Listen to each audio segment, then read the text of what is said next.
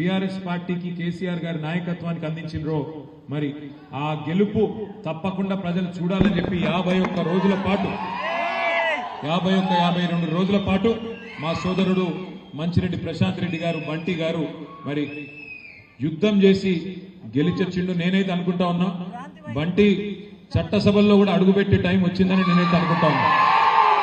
ఎందుకంటే కొత్త తరం నాయకత్వం, మంచి నాయకత్వం, మొండితనమున్న నాయకత్వం, ప్రజలకు మంచి చేయాలనే సంకల్పం ఉన్న నాయకత్వం ఖచ్చితంగా అవసరం ఈ రోజుల్లో. అందులో ముఖ్యంగా ఈ అరాచక పాలన ఏదైతే ఇవాళ 2.5 సంవత్సరాలుగా సాగుతున్నదో ఈ పాలనను అంతమొందించాలంటే తప్పకుండా కొత్త తరం నాయకత్వం రావాల్సిన అవసరం ఉన్నది. అందుకే నాకైతే సంపూర్ణమైన విశ్వాసం ఉంది, రాబోయే రోజుల్లో ఎన్నికలు ఎప్పుడు వచ్చినా అవి కేసీఆర్ ఎన్నికలుగానే ఉంటాయి. అసెంబ్లీ ఎన్నికలు కాదు, కేసీఆర్ ఎన్నికలే ఈ రాష్ట్రంలో జరుగుతాయి. కేసీఆర్ తిరిగి అధికారంలోకి వచ్చే ఎలక్షనే జరుగుతుంది. ఇది నా ఒక్కడే ఆలోచన కాదు. ఇవాళ రాష్ట్రంలో మీరు ఎవరినైనా అడగండి, ఒక రైతును పోయి అడగండి, అన్నా ఎట్లున్నది పరిస్థితి అని. రైతు మరి వారి బాధలు వర్ణనాతీతంగా ఉన్నాయి. నిన్నగాక మొన్న నేను జగిత్యాలకు పోతే అక్కడ ఒక రైతు సోదరుడు కలిసినాడు. ఊరికేనే అడిగిన నేను ఎట్లుందన్న పరిస్థితి అని. ఆయన నాతో ఒకటే ఒక మాటలో చెప్పిండు, ఏముంది సార్, 3 సార్లు రైతు బంధు ఎగ్గొట్టిండు, 3 తాపల రైతు బంధు ఎగ్గొడితే 27,000 కోట్లు మిగిలినాయి, అందులోకెళ్ళి 20,000 కోట్లు ఇచ్చి రుణమాఫీ చేసినా డబ్బా కొట్టుకుంటున్నాడు, మా పైసలు మాకే ఇచ్చి మీదికెళ్ళి బాకీ ఉన్నాడు, కానీ బయటికి మాత్రం రైతు బంధు ఎగ్గొట్టింది చెప్పాడు, రుణమాఫీ చేసిన అని చెప్పి అది కూడా ఊళ్ళో 4 మందికి చేసిండు, 12 మందికి కాలేదు, అట్లున్నది పాలన అని చెప్పి ఒకటే ఒక్క మాటల రైతన్న చెప్తా ఉన్నాడు. వాళ్ళ ఏ యువకుడిని అడగండి, 2 లక్షల ఉద్యోగాలని ఊరించి పెద్ద పెద్ద మాటలు చెప్పి చివరికి మోసం చేసి గద్దెనెక్కి 11,000 ఉద్యోగాలు కూడా ఇంతవరకు 2.5 సంవత్సరాల్లో ఇవ్వలేదు. అట్లాగే మహిళలకు చెప్పిండు, తులం బంగారం అన్నాడు, స్కూటీలు అన్నాడు, ఇంకేదో అన్నాడు, నెలకు 2,500 ఇస్తా అన్నాడు, అత్తకు 4,000, కోడలకు 2,500, నోటికి ఎంత వస్తే అంత ఇష్టం వచ్చిన మాటలు ఇచ్చి అటు మహిళల్ని మోసం చేసినారు. అట్లాగే మీ అందరికీ తెలుసు, పెద్ద మనుషులు కేసీఆర్ గారు రాకముందు 200 పెన్షన్ వచ్చేది, కేసీఆర్ గారు దాన్ని 2,000 చేసినాడు. ఇంతకుముందు మల్లేశన్న చెప్పినట్టు నవంబర్లో అయితే 2,000, డిసెంబర్లో అయితే 4,000 అబద్ధం చెప్పిండు. ముసలోళ్ళం కూడా మోసం చేసిండు. 2 నెలలు ఇప్పటికి పెన్షన్ ఎగ్గొట్టిండు. ఏమున్నదయ్యా 28 నెలల్లో సాధించింది అంటే ఒకటే ఒకటి, ఢిల్లీకి ఓవుడు వచ్చుడు, ఎక్కే విమానం దిగే విమానం తప్ప చేసింది మాత్రం ఏమీ లేదు ఈ రాష్ట్రంలో. మీ ఎమ్మెల్యే గారి గురించి అయితే నేను చెప్పే అక్కడనే లేదు. ఇక ఆయన ఎట్లాంటోడో, ఆయన ఏమేం చేస్తాడో, ఎట్లెట్లా వసూలు చేస్తాడో, ఏం చేస్తాడో నాకంటే బాగా మీకే తెలుసు. ఆఖరికి అరటి పండ్ల బండ్లలో కూడా ఇచ్చిపెట్టాడట ఒక అసంటోడు.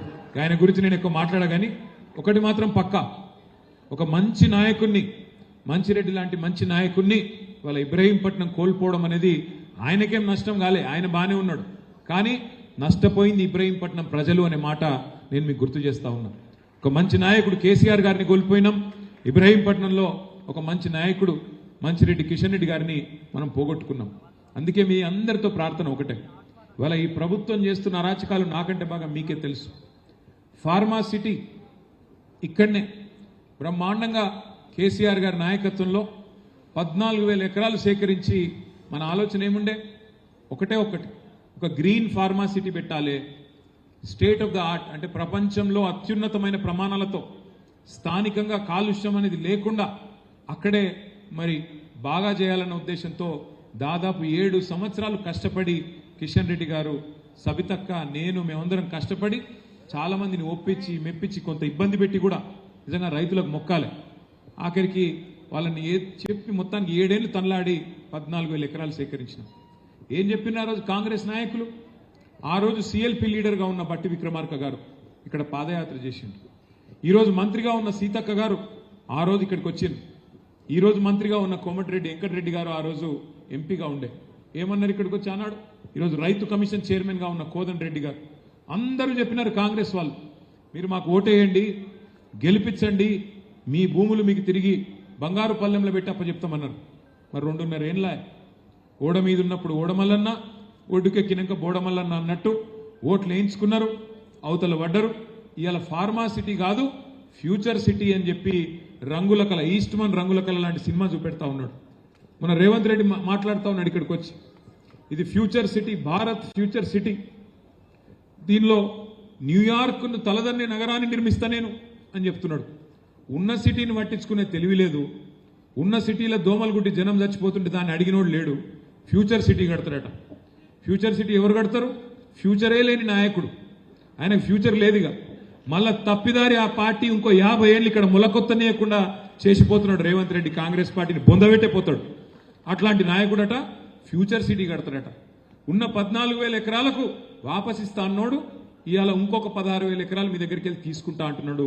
మొత్తం 30,000 ఎకరాల్లో ఏదో చేస్తా అని చెప్పి గ్రాఫిక్స్ తోని AI తోని బొమ్మలు చూపెట్టి టైంపాస్ చేసుకుంటూ గడిపేస్తా ఉన్నాడు. 2.5 ఏళ్ళైంది. భూములు ఇస్తా అంటివి, ఇప్పటి వరకు సమాధానం లేదు. కోర్టులోనేమో ఫార్మాసిటీ ఉన్నదా లేదా అంటే కోర్టులోనేమో ఉన్నదని చెప్తాడు. బయటికి వచ్చేమో వాడెవడో జూ పార్కు పెడితే జూ పార్కు లాంటి మీ ఇబ్రహీంపట్నంలో ఇస్తారట. ఎవడన్నా మెడకాయ మీ తలకాయ ఉన్నాడు ఇబ్రహీంపట్నంలో ఎంత ఉంటుందో ఎకరం? ఇప్పుడు ముచ్చర్ల కాడ 2-3 కోట్లు ఉంటుందా? అంటే ఇదివరకు మనం ఉన్నప్పుడు బాగుండే, ఇప్పుడు డౌన్ అయింది అనుకో రియల్ ఎస్టేటు. వాస్తవమేనా? కనీసం 2 కరోడ్ అయితే ఉంటుంది కదా. ఎవడన్నా మెడకాయ మీ తలకాయ ఉన్నాడు 2 కోట్ల విలువ చేసే భూములలో జూ పార్కు పెడతాడే? 3,000 ఎకరాలు గాయన వరకు అంబానీకి ఇస్తాడట. ఆయన వచ్చి ఇక్కడ ఏనుగులు, సింహాలు, పులులు పెడతాడట.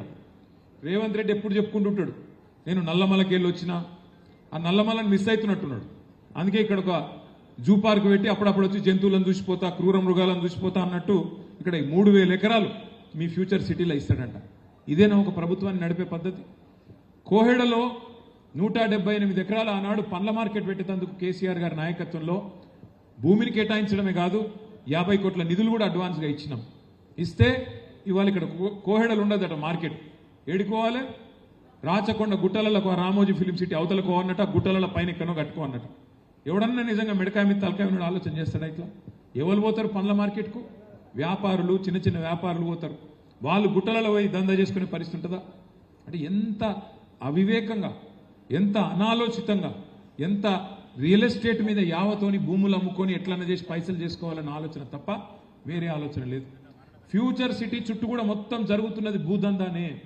మొత్తం రేవంత్ రెడ్డి గారి అన్నదమ్ముళ్ళు ఆయన బంధువులు మాడుగుల దాకా భూములు కొన్నారు.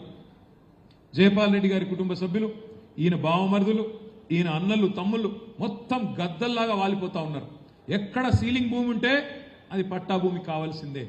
ఎక్కడ పట్టా భూమి ఉంటే నువ్వు ఇస్తావా లేకపోతే సస్తావా? ఇంతకుముందు అన్న చెప్పిండు, అదొకటి పట్టుకున్నారు. 22A అంటే ఏంది? నిషేధిత జాబితాలో భూములు పెట్టుడు.